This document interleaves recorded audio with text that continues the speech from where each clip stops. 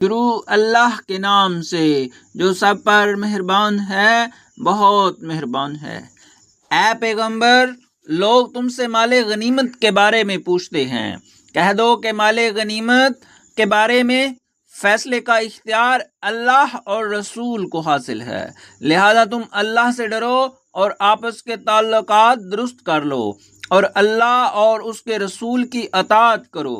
اگر تم واقعی مومن ہو۔ مومن تو وہ لوگ ہیں کہ جب ان کے سامنے اللہ کا ذکر ہوتا ہے تو ان کے دل ڈر جاتے ہیں، اور جب ان کے سامنے اس کی آیتیں پڑھی جاتی ہیں تو وہ آیتیں ان کے ایمان کو اور ترقی دیتی ہیں، اور وہ اپنے پروردگار پر بھروسہ کرتے ہیں، جو نماز قائم کرتے ہیں، اور ہم نے ان کو جو رزق دیا ہے اس میں سے فی سبیل اللہ خرچ کرتے ہیں۔ یہی لوگ ہیں جو حقیقت میں مومن ہیں۔ ان کے لیے ان کے رب کے پاس بڑے درجے ہیں، مغفرت ہے اور باعزت رزق ہے۔ مال غنیمت کی تقسیم کا یہ معاملہ کچھ ایسا ہی ہے جیسے تمہارے رب نے تمہیں اپنے گھر سے حق کی خاطر نکالا، جبکہ مسلمانوں کے ایک گروہ کو یہ بات ناپسند تھی۔ وہ تم سے حق کے معاملے میں اس کے واضح ہو جانے کے باوجود اس طرح بحث کر رہے تھے جیسے ان کو موت کی طرف ہنکا کر لے جایا جا رہا ہو اور وہ اسے آنکھوں سے دیکھ رہے ہوں۔ اور وہ وقت یاد کرو جب اللہ تم سے یہ وعدہ کر رہا تھا کہ دو گروہوں میں سے کوئی ایک تمہارا ہوگا، اور تمہاری خواہش تھی کہ جس گروہ میں خطرے کا کوئی کانٹا نہیں تھا وہ تمہیں ملے، اور اللہ یہ چاہتا تھا کہ اپنے احکام سے حق کو حق کر دکھائے اور کافروں کی جڑ کاٹ ڈالے، تاکہ حق کا حق ہونا اور باطل کا باطل ہونا ثابت کر دے، چاہے مجرم لوگوں کو یہ بات کتنی ناگوار ہو۔ یاد کرو جب تم اپنے رب سے فریاد کر رہے تھے تو اس نے تمہاری فریاد کا جواب دیا کہ میں تمہاری مدد کے لیے 1000 فرشتوں کی کمک بھیجے والا ہوں جو لگاتار آئیں گے۔ اور یہ وعدہ اللہ نے کسی اور وجہ سے نہیں بلکہ صرف اس لیے کیا کہ وہ خوشخبری بنے اور تاکہ تمہارے دلوں کو اطمینان حاصل ہو، ورنہ مدد کسی اور کے پاس سے نہیں، صرف اللہ کے پاس سے آتی ہے۔ یقیناً اللہ اقتدار کا بھی مالک ہے، حکمت کا بھی مالک۔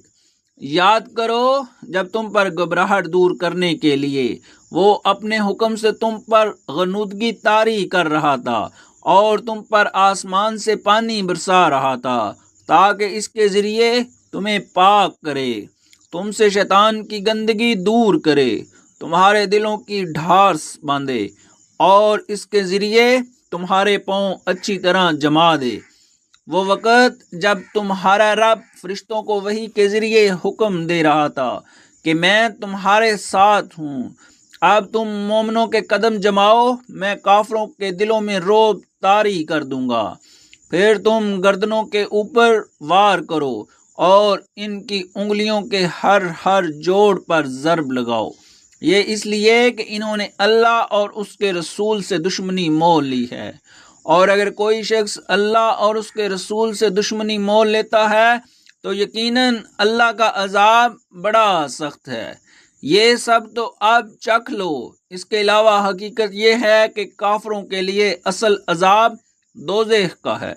اے ایمان والو، جب کافروں سے تمہارا آمنا سامنا ہو جائے جبکہ وہ چڑھائی کر کے آ رہے ہوں تو ان کو پیٹھ مت دکھاؤ، اور اگر کوئی شخص کسی جنگی چال کی وجہ سے ایسا کر رہا ہو یا اپنی کسی جماعت سے جا ملنا چاہتا ہو، اس کی بات تو اور ہے، مگر اس کے سوا جو شخص ایسے دن اپنی پیٹھ پھیرے گا تو وہ اللہ کی طرف سے غضب لے کر لوٹے گا اور اس کا ٹھکانہ جہنم ہوگا، اور وہ بہت برا ٹھکانہ ہے۔ چنانچہ مسلمانوں، حقیقت میں تم نے ان کافروں کو قتل نہیں کیا تھا بلکہ انہیں اللہ نے قتل کیا تھا، اور اے پیغمبر جب تم نے ان پر مٹی پھینکی تھی تو وہ تم نے نہیں بلکہ اللہ نے پھینکی تھی، اور تمہارے ہاتھوں یہ کام اس لیے کرایا تھا تاکہ اس کے ذریعے اللہ مومنوں کو بہترین اجر عطا کرے۔ بے شک اللہ ہر بات کو سننے والا، ہر چیز کو جاننے والا ہے۔ یہ سب کچھ تو اپنی جگہ، اس کے علاوہ یہ بات بھی تھی کہ اللہ کو کافروں کی ہر سازش کو کمزور کرنا تھا۔ اے کافرو، اگر تم فیصلہ چاہتے تھے تو لو، اب فیصلہ تمہارے سامنے آ گیا ہے۔ اب اگر تم باز آ جاؤ تو یہ تمہارے ہی لیے بہتر ہوگا، اور اگر تم پھر وہی کام کرو گے جو اب تک کرتے رہے ہو تو ہم بھی پھر وہی کام کریں گے جو اب کیا ہے، اور تمہارا جتھا تمہارے کچھ کام نہیں آئے گا، چاہے وہ کتنا زیادہ ہو، اور یاد رکھو اللہ مومنوں کے ساتھ ہے۔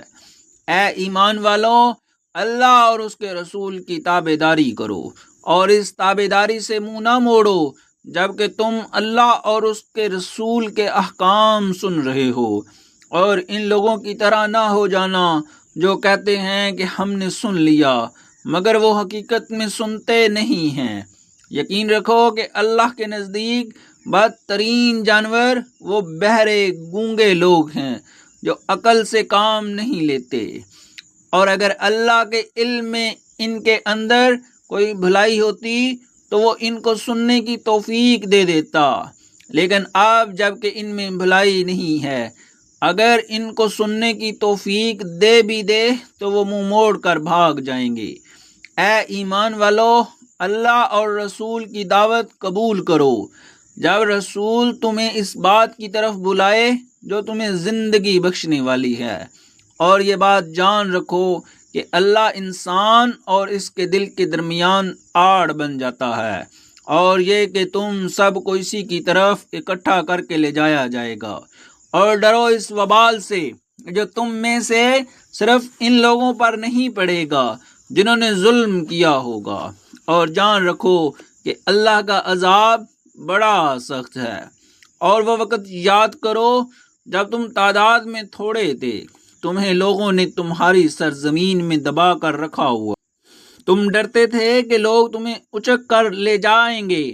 پھر اللہ نے تمہیں ٹھکانہ دیا اور اپنی مدد سے تمہیں مضبوط بنا دیا، اور تمہیں پاکیزہ چیزوں کا رزق عطا کیا تاکہ تم شکر کرو۔ اے ایمان والو، اللہ اور رسول سے بے وفائی نہ کرنا، اور نہ جانتے بوجھتے اپنی امانتوں میں خیانت کے مرتکب ہونا، اور یہ بات سمجھ لو کہ تمہارے مال اور تمہاری اولاد ایک آزمائش، اور یہ کہ عظیم انعام اللہ ہی کے پاس ہے۔ اے ایمان والو، اگر تم اللہ کے ساتھ تقوی کی روش اختیار کرو گے تو وہ تمہیں حق و باطل کی تمیز عطا کر دے گا، اور تمہاری برائیوں کا کفارہ کر دے گا، اور تمہیں مغفرت سے نوازے گا، اور اللہ فضل و عظیم کا مالک ہے۔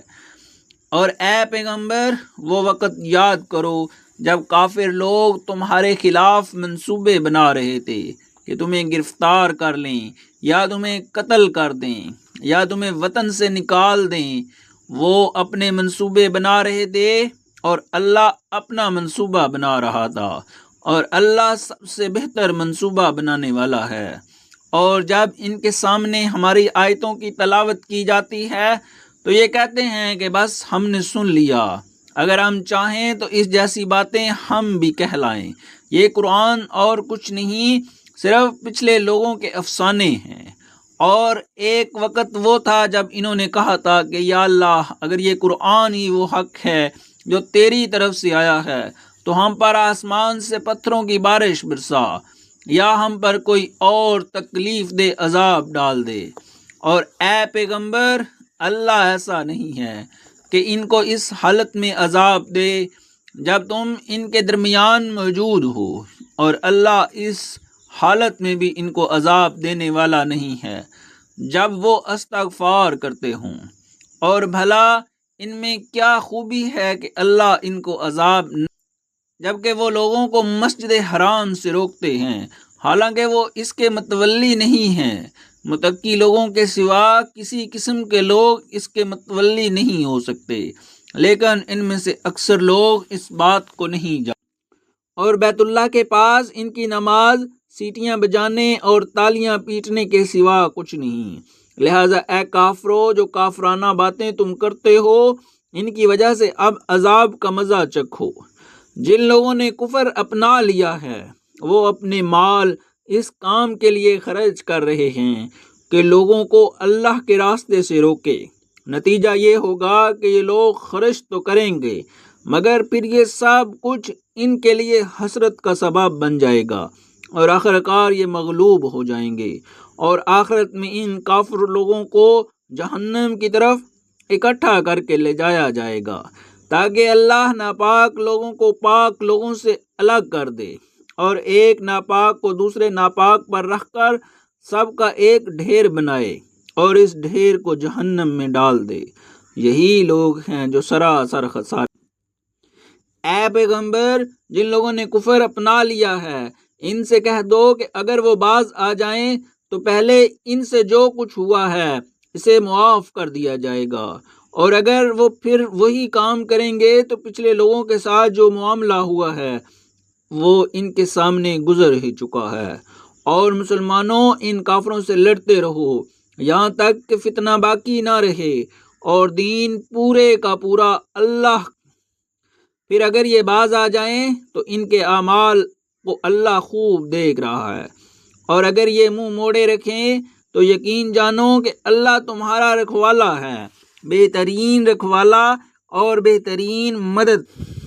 اور مسلمانوں، یہ بات اپنے علم میں لے آؤ کہ تم جو کچھ مال غنیمت حاصل کرو اس کا 5واں حصہ اللہ اور رسول اور ان کے قرابت داروں اور یتیموں اور مسکینوں اور مسافروں کا حق ہے، جس کی ادائیگی تم پر واجب ہے، اگر تم اللہ پر اور اس چیز پر ایمان رکھتے ہو جو ہم نے اپنے بندے پر فیصلے کے دن نازل کی تھی، جس دن دو جماعتیں باہم ٹکرائی تھی، اور اللہ ہر چیز پر قادر ہے۔ وہ وقت یاد کرو جب تم لوگ وادی کے قریب والے کنارے پر تھے اور وہ لوگ دور والے کنارے پر، اور قافلہ تم سے نیچے کی طرف، اور اگر تم پہلے سے لڑائی کا وقت آپس میں طے کرتے تو وقت طے کرنے میں تمہارے درمیان ضرور اختلاف ہو جاتا، لیکن یہ واقعہ کہ پہلے سے طے کیے بغیر لشکر ٹکرا گئے اس لیے ہوا کہ جو کام ہو کر رہنا تھا اللہ اسے پورا کر دکھائے، تاکہ جسے برباد ہونا ہے وہ واضح دلیل دیکھ کر برباد ہو، اور جسے زندہ رہنا ہے وہ واضح دلیل دیکھ کر زندہ رہے، اور اللہ ہر بات سننے والا، ہر چیز جاننے والا ہے۔ اور اے پیغمبر، وہ وقت یاد کرو جب اللہ خواب میں تمہیں ان دشمنوں کی تعداد کم دکھا رہا تھا، اور اگر تمہیں ان کی تعداد زیادہ دکھا دیتا تو اے مسلمانوں تم ہمت ہار جاتے اور تمہارے درمیان اس معاملے میں اختلاف پیدا ہو جاتا، لیکن اللہ نے تمہیں اس سے بچا لیا، یقیناً وہ سینوں میں چھپی باتیں خوب جانتا ہے۔ اور وہ وقت یاد کرو جب تم ایک دوسرے کے مد مقابل آئے تھے تو اللہ تمہاری نگاہوں میں ان کی تعداد کم اور ان کی نگاہوں میں تمہیں کم کر کے دکھا رہا تھا، تاکہ جو کام ہو کر رہنا تھا اللہ اسے پورا کر دکھائے، اور تمام معاملات اللہ ہی کی طرف لوٹائے جاتے ہیں۔ اے ایمان والوں، جب تمہارا کسی گروہ سے مقابلہ ہو جائے تو ثابت قدم رہو اور اللہ کا کثرت سے ذکر کرو تاکہ تمہیں کامیابی حاصل ہو، اور اللہ اور اس کے رسول کی اطاعت کرو اور آپس میں جھگڑا نہ کرو ورنہ تم کمزور پڑ جاؤ گے اور تمہاری ہوا اکھڑ جائے گی، اور صبر سے کام لو اور یقین رکھو کہ اللہ صبر کرنے والوں کے ساتھ ہے، اور ان لوگوں کی طرح نہ ہو جانا جو اپنے گھروں سے اکڑتے ہوئے اور لوگوں کو اپنی شان دکھاتے ہوئے نکلے تھے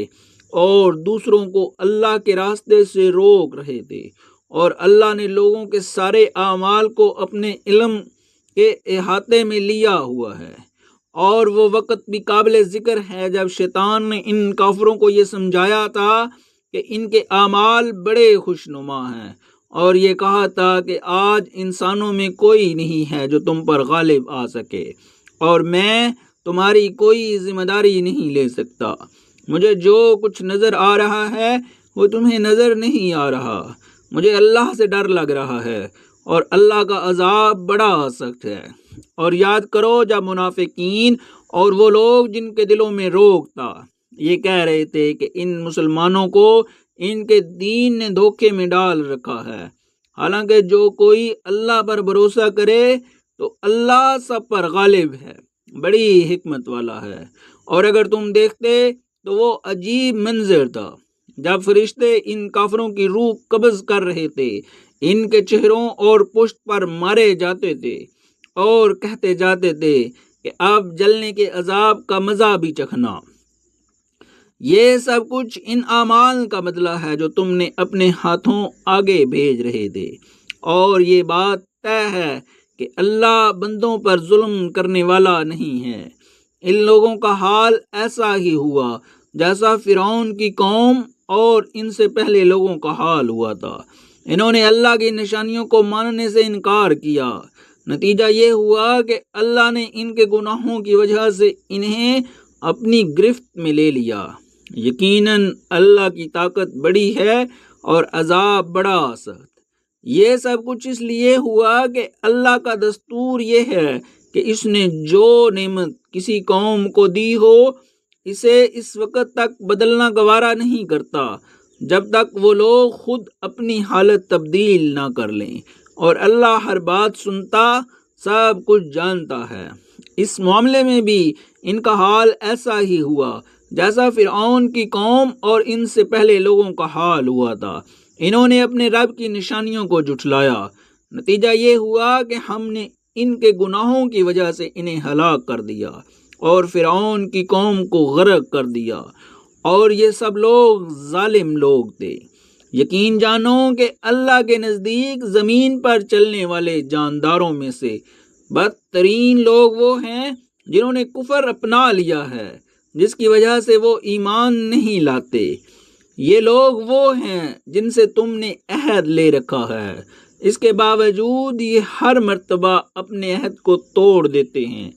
اور ذرا نہیں ڈرتے۔ لہذا اگر کبھی یہ لوگ جنگ میں تمہارے ہاتھ لگ جائیں تو ان کو سامان عبرت بنا کر ان لوگوں کو بھی تتر بتر کر ڈالو جو ان کے پیچھے ہیں، تاکہ وہ یاد رکھیں۔ اور اگر تمہیں کسی قوم سے بد عہدی کا اندیشہ ہو تو تم وہ معاہدہ ان کی طرف صاف سیدھے طریقے سے پھینک دو۔ یاد رکھو کہ اللہ بد عہدی کرنے والوں کو پسند نہیں کرتا، اور کافر لوگ ہرگز یہ خیال بھی دل میں نہ لائیں کہ وہ بھاگ نکلے ہیں۔ یہ یقینی بات ہے کہ وہ اللہ کو عاجز نہیں کر سکتے۔ اور مسلمانوں، جس قدر طاقت اور گھوڑوں کی جتنی چھاؤنیاں تم سے بن پڑیں ان سے مقابلے کے لیے تیار کرو، جن کے ذریعے تم اللہ کے دشمن اور اپنے موجودہ دشمن پر بھی ہیبت اور ان کے علاوہ دوسروں پر بھی نہیں، ابھی تم نہیں جانتے مگر اللہ انہیں جانتا ہے۔ اور اللہ کے راستے میں تم جو کچھ خرچ کرو گے وہ تمہیں پورا پورا دے گا، اور تمہارے لیے کوئی کمی نہیں کی جائے گی۔ اور اگر وہ لوگ صلح کی طرف جھکیں تو تم بھی اس کی طرف جھک جاؤ، اور اللہ پر بھروسہ رکھو۔ یقین جانو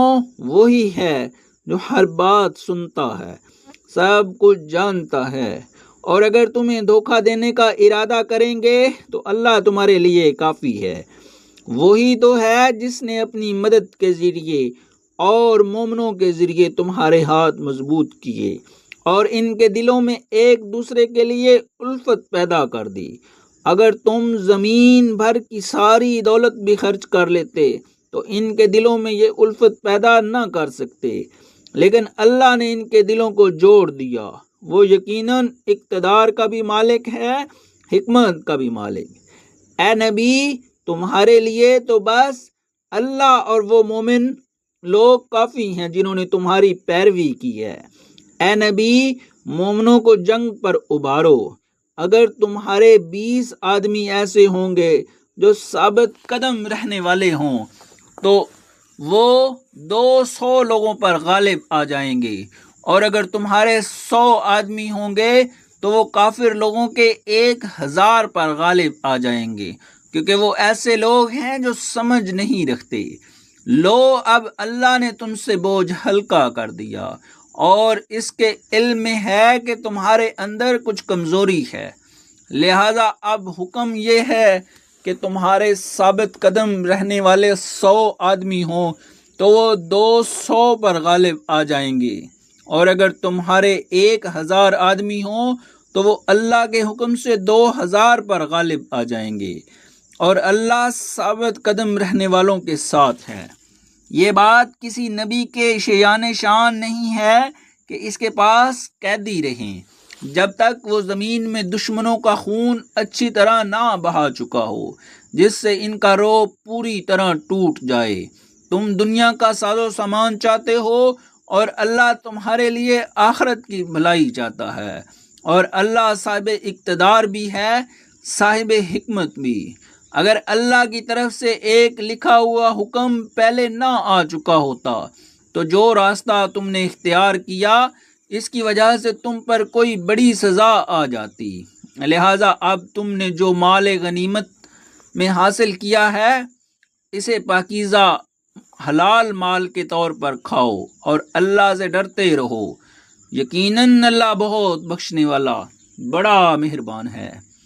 اے نبی، تم لوگوں کے ہاتھوں میں جو قیدی ہیں اور جنہوں نے مسلمان ہونے کا ارادہ ظاہر کیا ہے، ان سے کہہ دو کہ اگر اللہ تمہارے دلوں میں بھلائی دیکھے گا، جو مال تم سے فدیہ میں لیا گیا ہے اس سے بہتر تمہیں دے دے گا